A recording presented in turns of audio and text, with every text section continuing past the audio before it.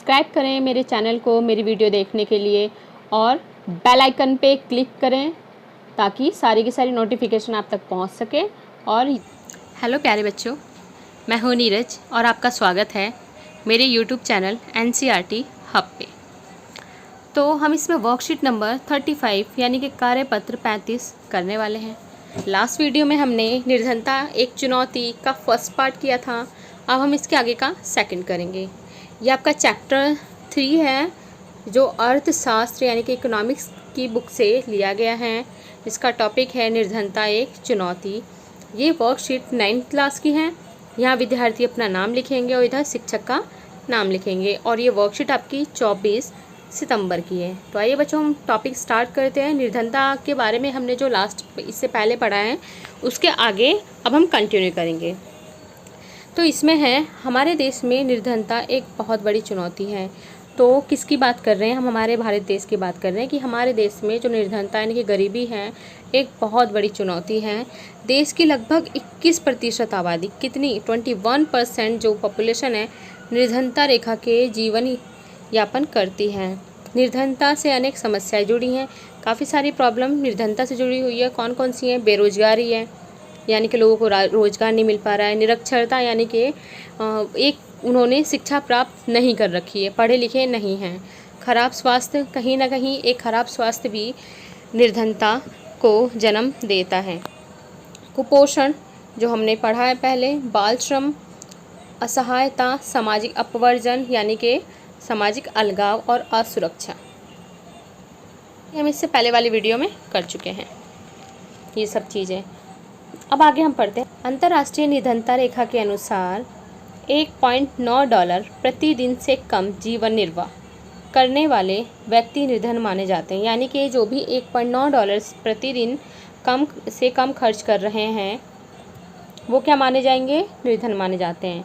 इसके अनुसार भारत अपने पड़ोसी देशों से भी पीछे है। यानी कि भारत किससे पीछे है? अपने पड़ोसी देशों से भी पीछे हैं। जैसे पाकिस्तान में 4% है, बांग्लादेश में 15% है और श्रीलंका और चीन में 1% से भी कम निर्धन लोग हैं। तो देखो, लेकिन हमारे इंडिया का डेटा, जो हमारे इंडिया के जो आंकड़े हैं वो कितने हैं? 21% है। लेकिन वहीं पाकिस्तान के 4% है, बांग्लादेश का 15% गरीब रहते हैं बांग्लादेश में, श्रीलंका और चीन में 1% से भी कम निर्धन लोग रहते हैं। यानी कि हमारे यहाँ गरीबी ज़्यादा हुई या कम हुई? इन सब के मुकाबले ज़्यादा हुई। आइए हम आगे पढ़ते हैं। असुरक्षित समूह, कौन कौन से असुरक्षित समूह होते हैं? इसमें आपका है निर्धनता रेखा भी भारत में सभी सामाजिक समूहों और आर्थिक वर्गों में एक समान नहीं है। यानी कि अगर निर्धनता रेखा को देखा जाए तो हर समूहों और जैसे बाकी जो सामाजिक समूह हैं, जो वर्ग हैं, उसमें एक समान नहीं है, अलग अलग है। जैसे एग्जाम्पल को हम देखते हैं, अनुसूचित जाति, अनुसूचित जनजाति के परिवार, ग्रामीण भूमिहीन कृषि श्रमिक परिवार और नगरीय अनियमित मजदूर परिवार निर्धनता के प्रति सर्वाधिक असुरक्षित हैं। मतलब इसमें आपका दिया हुआ है यानी कि SC ST के जो परिवार हैं और जो ग्रामीण क्षेत्रों में भूमिहीन, जिनके पास खुद की खेती करने के लिए भूमि नहीं है, वो लोग, और जो शहरों में रहने वाले अनियमित मजदूर हैं, यानी कि उनको सही टाइम में डेली टू डेली उन्हें काम नहीं मिल पाता है ताकि वो कुछ ना कुछ पैसा कमा सकें। तो ये लोग, ये सर्वाधिक असुरक्षित लोग हैं। आगे हम देखते हैं, निर्धन परिवारों में कुछ लोग दूसरों से अधिक कठिनाइयों का सामना कर रहे हैं। ऐसे कौन कौन से लोग हैं जो निर्धन परिवारों में रहते हैं लेकिन दूसरों से अधिक कठिनाइयों का सामना करते हैं? तो आइए देखते हैं। जैसे महिलाओं, वृद्ध लोगों और बच्चियों को परिवार के उपलब्ध संसाधनों तक पहुंच से वंचित किया जाता है। देखा गया होगा, जो भेदभाव किया जाता है महिलाओं से या बुजुर्ग हैं उनसे या बच्चियों से, जो भी यानी कि गर्ल्स हैं, उनसे भेदभाव किया जाता है निर्धन परिवारों में, तो वो भी कहीं ना कहीं इन संसाधनों से वंचित रह जाती हैं, जिसके कारण क्या है, कहीं ना कहीं ये भी अपने परिवार में ही रह के काफ़ी परेशानियों का सामना करती हैं। इन्हें निर्धनों में भी निर्धन कहा जाता है। यानी कि जो निर्धन हैं उनमें भी सबसे ज़्यादा निर्धन कौन लोग हैं? यही हैं। अब आगे देखेंगे निर्धनता के कारण क्या क्या हैं। तो आइए हम इसे पढ़ते हैं। ब्रिटिश औपनिवेशिक शासन द्वारा आर्थिक शोषण भारत में निर्धनता का ऐतिहासिक कारण है। यानी कि जो भी ब्रिटिश पहले हमारे यहाँ राज करके गए थे, जो उन्होंने आर्थिक शोषण किया था, तो कहीं ना कहीं शुरुआत वहीं से ही है, जिसमें पारंपरिक हस्तशिल्पकारी को नष्ट कर दिया गया। यानी कि हमारे यहाँ पे जो भी हस्तशिल्प जो भी चीज़ें हाथों से बनाई जाती थी उसको नष्ट कर दिया इन्होंने, और उद्योगों के विकास को हतोत्साहित किया। विकास की धीमी दर 1980 के दशक तक जारी रही। यानी कि जो विकास की धीमी दर है वो कब तक चली थी? 1980 के दशक तक चली हैं। और आय की वृद्धि दर गिरी, यानी कि जो भी आय थी वो क्या है, धीरे धीरे गिरती चली गई। पिछले कुछ दशकों में जनसंख्या में उच्च दर में वृद्धि हुई है, यानी कि जनसंख्या बढ़ी है। इन दोनों ने प्रति व्यक्ति आय की समृद्धि दर को बहुत कम किया, यानी कि जो लोगों की प्रति व्यक्ति आय है उसको कम किया है, यानी कि जो बढ़ रही थी। और रोजगार के अवसरों में पर्याप्त वृद्धि नहीं हुई है, यानी कि जिस रेट से पॉपुलेशन बढ़ रही है उस रेट से ही हमारे जो रोजगार हैं वो नहीं बढ़ रहे हैं। आर्थिक प्रगति को बढ़ावा और जनसंख्या नियंत्रण में असफलता के कारण निर्धनता चक्र बना रहा। यानी कि आर्थिक प्रगति को बढ़ावा और जनसंख्या नियंत्रण में जो भी कार्य किए जा रहे थे, इसमें असफलता पाने के कारण निर्धनता का जो चक्र है, निर्धनता का जो दुष्चक्र है वो बना रहा। भूमि और अन्य संसाधनों के असमान वितरण के कारण आय की असमानता बढ़ी। यानी कि भूमि और अन्य संसाधनों के जो असमान वितरण था, यानी कि किसी के पास भूमि बहुत ज़्यादा है, किसी के पास भूमि बहुत कम है, तो इसका जो असमान वितरण है उसकी वजह से आय की असमानता भी बढ़ी है। भारत में लोग सामाजिक दायित्वों और धार्मिक अनुष्ठानों के आयोजन में बहुत पैसा खर्च करते हैं। यानी कि देखा जाए तो भारत में क्या होता है, लोग सामाजिक दायित्वों और धार्मिक अनुष्ठानों में बहुत ज़्यादा पैसा खर्च करते हैं, यानी कि वही पूजा पाठ में जो ज़्यादातर पैसा लगाते हैं और सामाजिक दायित्वों में बहुत पैसा खर्च करते हैं। हमारे देश में अधिकांश आबादी कृषि या उससे जुड़े कार्यों में लगी है। यानी कि जो हमारे यहाँ की आबादी है ज़्यादातर किस में जुड़ी हुई है, कृषि के कार्यों में जुड़ी हुई है, या तो कृषि के कार्यों में जुड़ी हुई है या उससे जुड़े कार्यों में लगी हुई है जो कृषि से ही संबंधित हैं। किंतु कृषि में जोतों का आकार बहुत छोटा है तथा पुराने तरीकों से जीवन यापन के लिए कृषि की जाती है। कृषि में जोतों का आकार अर्थात जो भूमि है, सबके पास छोटी छोटी भूमि है, यानी कि भूमि के छोटे छोटे टुकड़े उपलब्ध हैं, जिसकी वजह से एक छोटी भूमि पे जो हम किसी भी फसल की पैदावार करेंगे, हमें वो आउटपुट यानी कि उतना उत्पादन नहीं मिल पाएगा। कृषि कार्यों के लिए पूंजी का अभाव रहता है, यानी कि कृषि का कार्य जो भी हमें करना होता है, खाद लेके आनी है, कीटनाशक लेके आने हैं, फसल के लिए बीज लेके आनी है, सिंचाई करनी है, तो उसके लिए क्या है, पूंजी का अभाव बहुत ज़्यादा रहता है, क्योंकि उस सब के लिए क्या चाहिए, पूंजी यानी कि पैसा। छोटे किसानों को बीज, उर्वरक, कीटनाशकों जैसे कृषि आगतों की खरीदारी के लिए धनराशि की ज़रूरत होती है।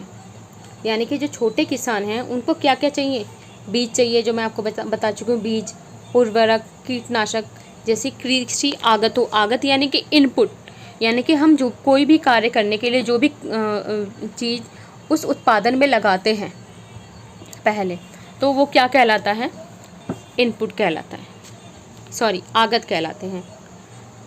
निर्धन व्यक्ति कठिनाई से ही कोई बचत कर पाते हैं, यानी कि जो निर्धन व्यक्ति है उन्हें काफ़ी मुसीबतों का सामना करना पड़ता है बचत करने के लिए, क्योंकि उनकी जो आमदनी है वो इतनी ज़्यादा नहीं होती कि उसकी वो बचत कर सकें।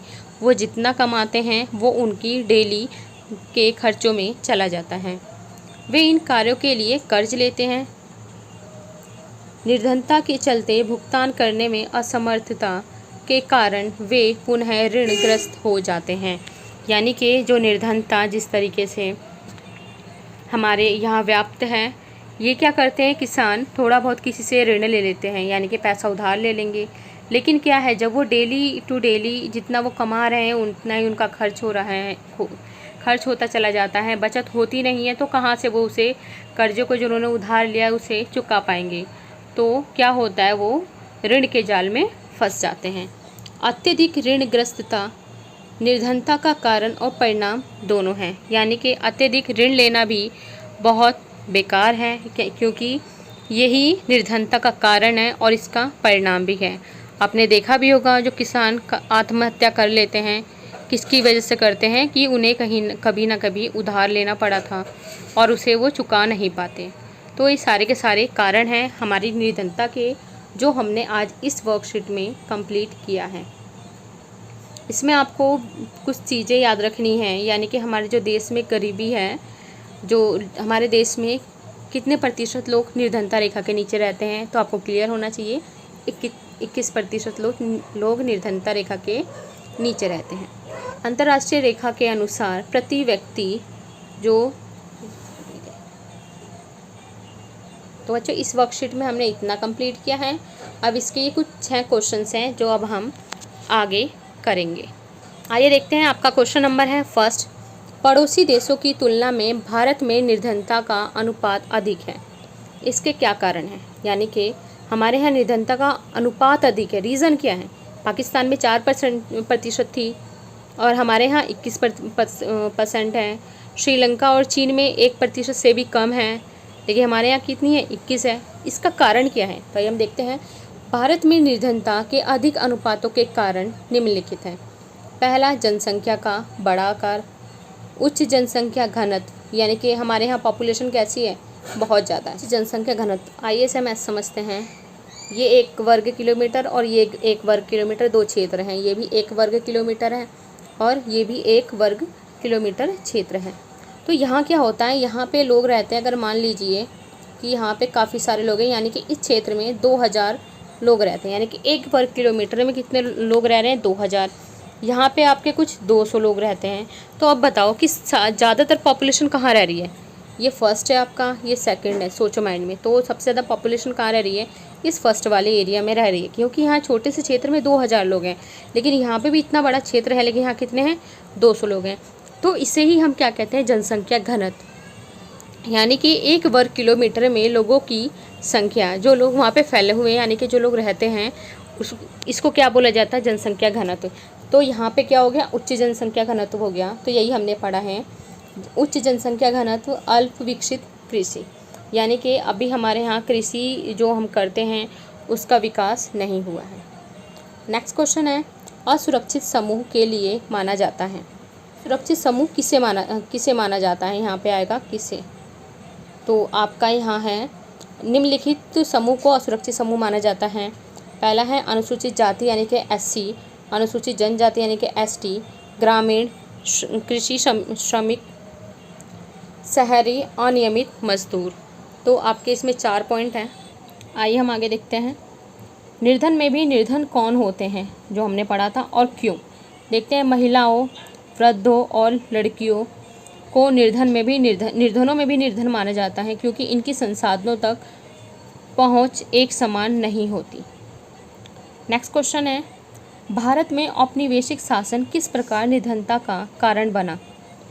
इसका आंसर है, भारत में औपनिवेशिक शासन निर्धनता का कारण माना जाता है, क्योंकि इस दौरान कुटीर उद्योग नष्ट हो गए, यानी कि जो कुटीर छोटे छोटे उद्योग थे वो नष्ट कर दिए गए, उद्योगों का विकास नहीं हो पाया, कृषि विकास की तरफ ध्यान नहीं दिया गया था उस टाइम पे। नेक्स्ट है, भारत में निर्धनता के प्रमुख कारण कौन कौन से हैं? तो आइए देखते हैं। भारत में निर्धनता के कारण है, परिवार का बड़ा आकार, यानी कि जितना बड़ा परिवार है उतने ज़्यादा खर्चे। नेक्स्ट है अशिक्षा, यानी कि कहीं ना कहीं अशिक्षा भी निर्धनता का कारण है। उसके बाद आपका है खराब स्वास्थ्य। फोर्थ है भूमि का असमान वितरण, यानी कि किसी के पास ज़्यादा भूमि है, किसी के पास कम भूमि है, इधर किसी के पास इतनी ज़्यादा भूमि है, तो इस तरीके से भूमि का सबके पास असमान वितरण है। हम मान लेते हैं ABCD 4 लोग हैं, ये इसके पास इतनी भूमि है, इसके पास इतनी है, इसके पास इतनी है, इसके पास इतनी ज़्यादा भूमि है। नेक्स्ट है बेरोजगारी। बेरोजगारी भी निर्धनता का कारण है। नेक्स्ट देखते हैं हम, ऋण जाल किस प्रकार निर्धनता का कारण और परिणाम दोनों हैं, विचार करके लिखिए। निर्धन व्यक्ति ऋण इसलिए लेते हैं क्योंकि उनके पास पूंजी का अभाव होता है। क्यों लेते हैं? क्योंकि उनके पास पूंजी नहीं होती। क्यों? क्योंकि वो बचत नहीं कर पाते हैं, और एक बार ऋण लेने के बाद उनकी सारी बचत ब्याज लौटाने में चली जाती है। इसलिए कहा जाता है कि ऋण जाल निर्धनता का कारण भी है और निर्धनता का परिणाम भी है। तो इस वर्कशीट में बच्चों इतना ही था। इसे आप अच्छे से क्वेश्चन को करके एक बार अच्छे से पढ़िए, क्वेश्चन को कीजिए और इसे वर्कशीट को रिवाइज कीजिए, क्योंकि आपके एग्ज़ाम में क्वेश्चन जो आएंगे वो यहीं से पूछे जाएंगे। और सपोर्टिंग के जो क्वेश्चन है उसे भी आप एक बार रीड आउट ज़रूर करें, और जो आपके MCQs दिए गए हैं, मल्टीपल चॉइस क्वेश्चन दिए गए हैं, उसे भी ज़रूर करें, क्योंकि जो एक नंबर के क्वेश्चन हैं MCQs जो आते हैं वो आपके वहीं से पूछे जाएंगे। तो सपोर्टिंग भी पढ़ना बहुत ज़रूरी है, इसे भी पढ़ें, सपोर्टिंग को भी पढ़ें, और जो इसमें वर्कशीट में जो क्वेश्चन कराए जा रहे हैं उसे तो आपको बहुत अच्छे से करना है, क्योंकि यह है मोस्ट इम्पॉर्टेंट है। तो इस वर्कशीट में इतना ही है। तो मेरे चैनल को ज़रूर सब्सक्राइब करें, वीडियो को लाइक करें और इसे अपने दोस्तों यानी अपनी सहेलियों के साथ शेयर भी करें। धन्यवाद।